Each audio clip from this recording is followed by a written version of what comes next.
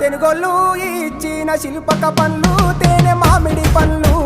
తీయంగా తిందామె తీరొక్క పండ్లు చిలక నేరేడి పండ్లు కాబోళ్ళు ఇచ్చిన మక్క కంకులు అవి పాల కంకులు కాల్చుకొని తిందాము కందికాయలు పచ్చి పల్లికాయలు గుజారి గుజారి మామిళ్ళ కిందో నల్ల మామిళ్ళ కింద కుసుమరోళ్ళేసిన కుందన బొమ్మ అది కుందన బొమ్మ